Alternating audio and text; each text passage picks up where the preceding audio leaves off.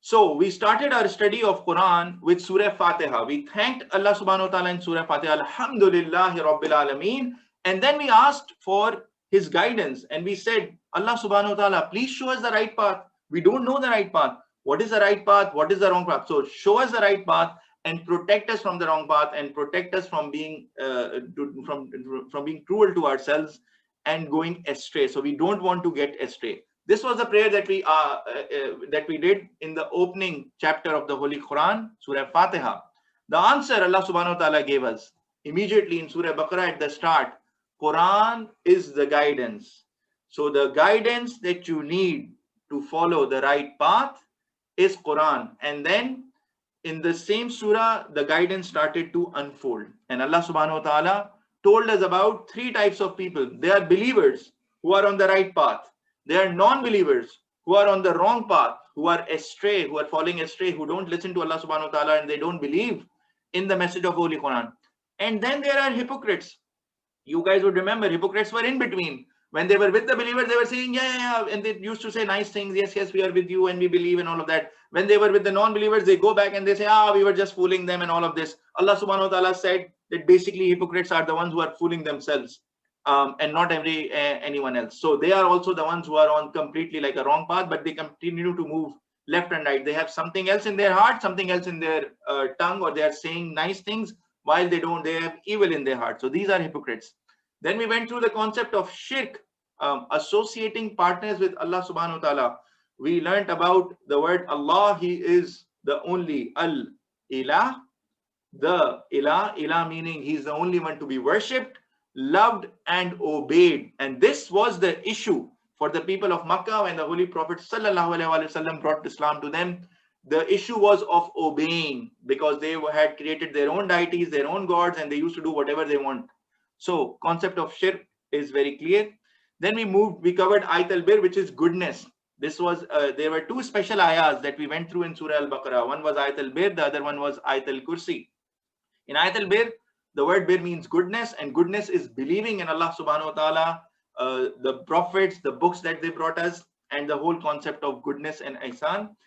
Then we also covered Ayat al-Kursi, the ultimate lesson and ayah on Tawheed, the oneness of Allah subhanahu wa ta'ala, that makes us believe that Allah subhanahu wa ta'ala is Al-Hayy Al-Qayyum. He is the one who has been there forever and he will remain forever. He is the one who provides life. He is the one who gives death. And he can do it repeatedly. We will again, once we die, we will be raised back and we will be asked and we will come to life again on the day of judgment. If we believe, then all of the things that we do in this world will change. Then there are signs of Allah. We need to paint ourselves with colors of Allah subhanahu wa ta'ala. We have to appear like Muslims. We have to be proud Muslims. The signs of Allah is everything. The ayahs, the meaning of the word ayah itself is a sign. All of the teachings that we will go through in the Holy Quran and we are going through are signs of us. Allah subhanahu wa ta'ala wants us to think and be people of intellect. We need to use our brain as well.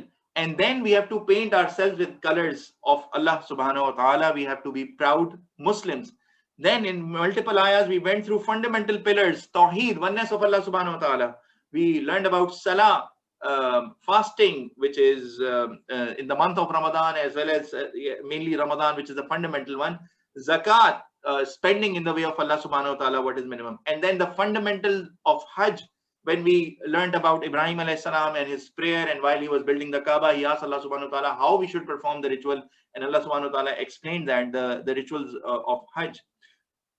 We went through multiple stories that came in the context of all the teachings of Surah Al-Baqarah. We started with Adam alayhi salam. The key message of Adam alayhi salam, that he made a mistake, while Shaitan also made the mistake. Shaitan became arrogant. He did not ask for forgiveness or mercy of Allah subhanahu wa ta'ala, but Adam alayhi salam asked for forgiveness. So this is the way of Adam. We are all Adam. We are all humans. We all make mistakes. But we have to don't follow the path of Shaitan, which is we become arrogant and continue because we feel like, oh my God, we are such bad people that we cannot get out of it and continue to do sins. No, we have to be like Adam alayhi salam. As and when we make a mistake, we truly ask Allah subhanahu wa ta'ala for his forgiveness.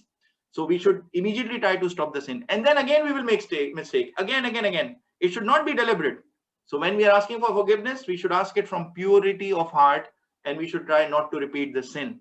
Then we heard multiple stories of Ibrahim alayhi salam as well, about his belief in Allah subhanahu wa ta'ala, about the test that he went through, the dua that he made while building the holy Kaaba. So imagine he was doing the amazing task of building the Kaaba, which has stayed here for so many years, and billions of people have come in this world and they have prayed. So it was a sadqa jariyah for him. He was doing it based on the instruction of Allah subhanahu wa ta'ala. However, he was praying for forgiveness. Why? Because our acts are not perfect.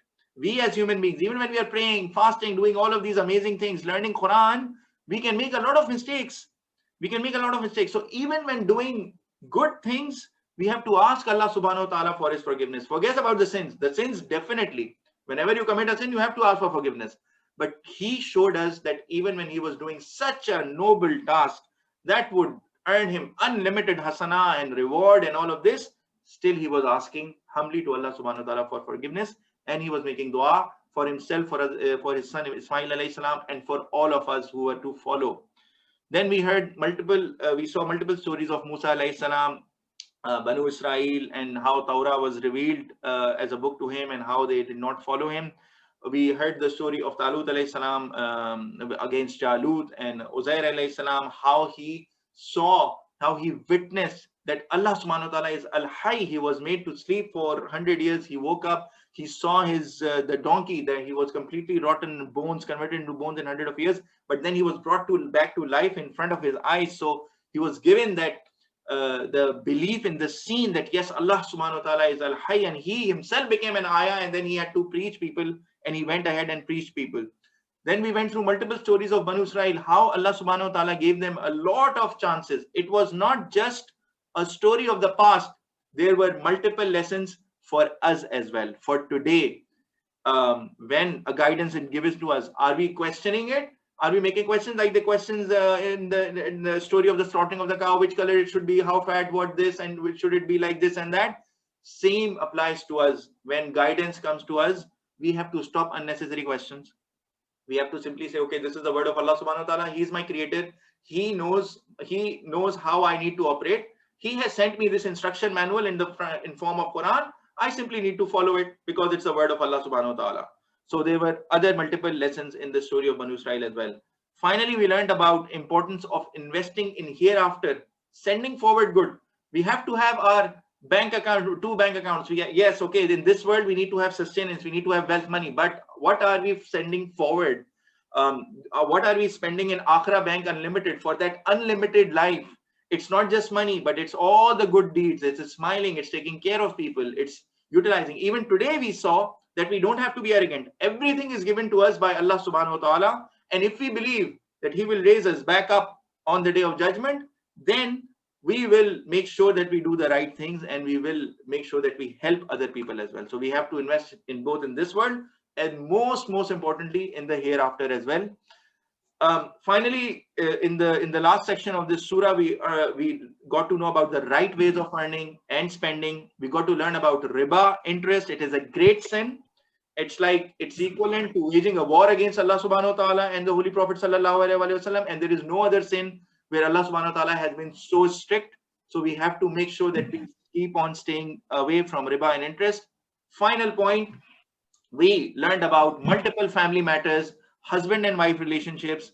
We learned about how important it is to keep household and all of the things that were discussed, and how people who used to do magic want to destroy the relationship between husband and wife and destroy the household, because household, we learned, is the basic unit of the larger society. So if we are able to protect our household in line with the instructions and guidance of Allah subhanahu wa ta'ala, then the entire society can be protected. Again, these were only a few points that we went through in our previous lessons. May Allah subhanahu